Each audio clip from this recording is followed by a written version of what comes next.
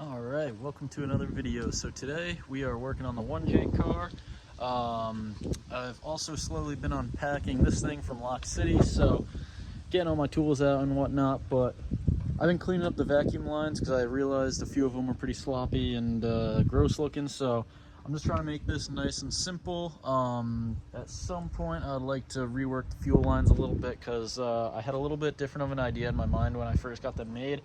Now they're a teeny bit too long, but we'll see what we can do. I could always move around the fuel pressure regulator and stuff, but I kind of like having it mounted up on where the cruise control used to mount. So we'll see what we do over there. But all this, I got pretty cleaned up. The top radiator hose I have sitting in the car. I'm just waiting for the chase base fitting.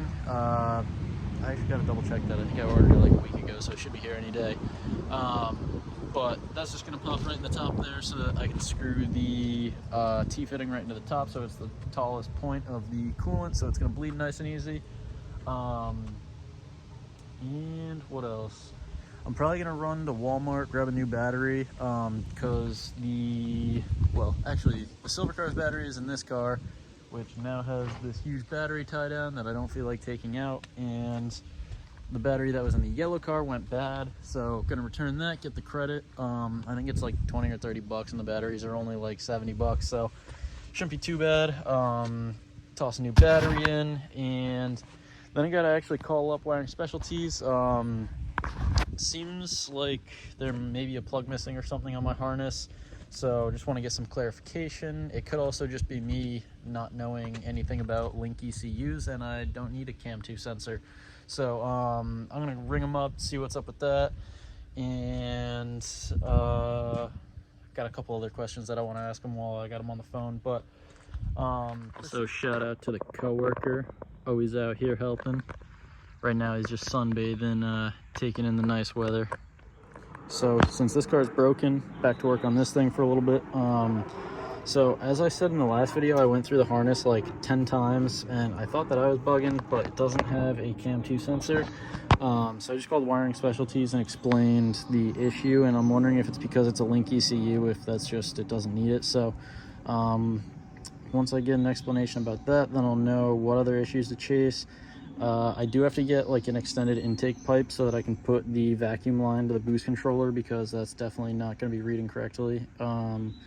But we're figuring stuff out. So I did just call Wiring Specialties. I indeed don't need that sensor since I'm running a link ECU. So what they recommended, since I'm having a crank no start issue and everything else seems to be plugged in and working correctly, is double check the crank and the cam. I guess there's like an alignment within the ECU when you like program it, so maybe I didn't do that correctly. I don't even know if I did it because I don't really know what I'm doing with the ECU. So I'm gonna hit up my buddy Brendan, see if he can come down and take a peek. I'll hook up the shifter linkage, put the drive shaft in, did I put the ABS module back in? I did. So ABS is back in, and all I have left to do is put the other hydraulic little bank there that sits for the clutch and brake fluid. So might get to that today, just to get things kind of buttoned up. I did also get the right PCV check valve for this. So this is actually off of an E34 540.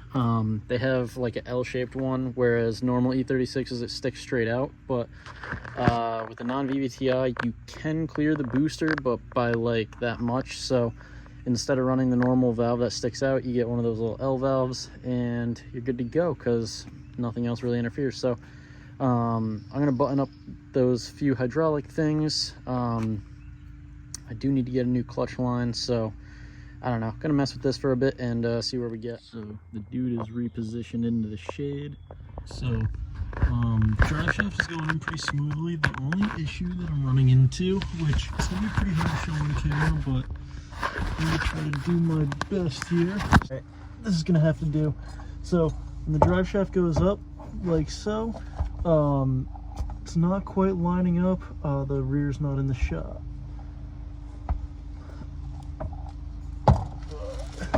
Let me try to move this.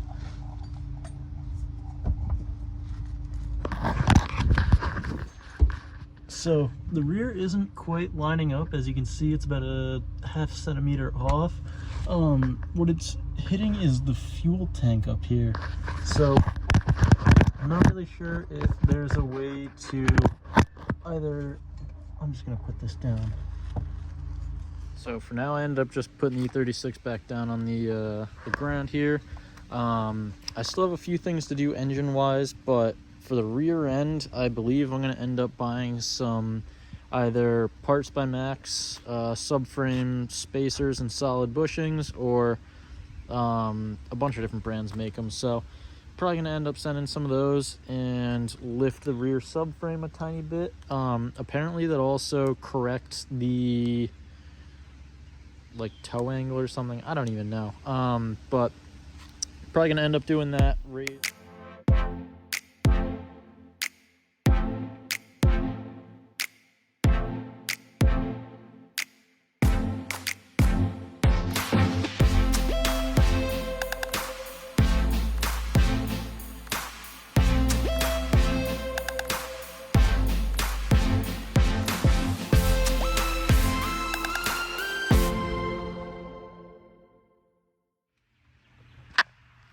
Got Brennan on the laptop trying to get the JZ to start. Yeah, make this work. Oh yeah. Putting in that work. Got you. Go for it.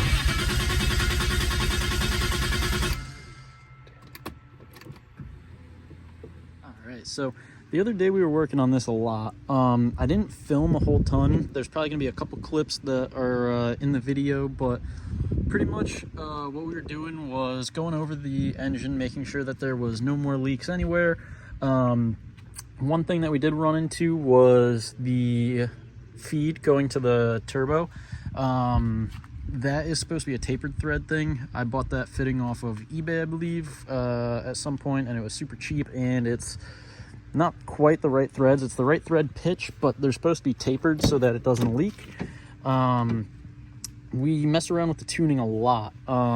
So pretty much everything that's preventing the car from starting is ECU related. So we were going through that the other day. We got a lot of the things figured out. The car now has spark, a bunch of the different like mappings for different like timing, all that, fuel. That's starting to get more in like dialed in. So the car should be starting pretty soon.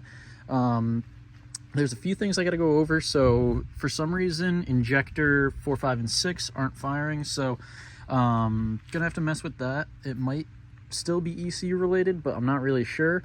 Another thing that I realized when we were going through the whole car, so I have the external fuel pressure regulator up here. So the stock one for the e36 is actually located down in the fuel line.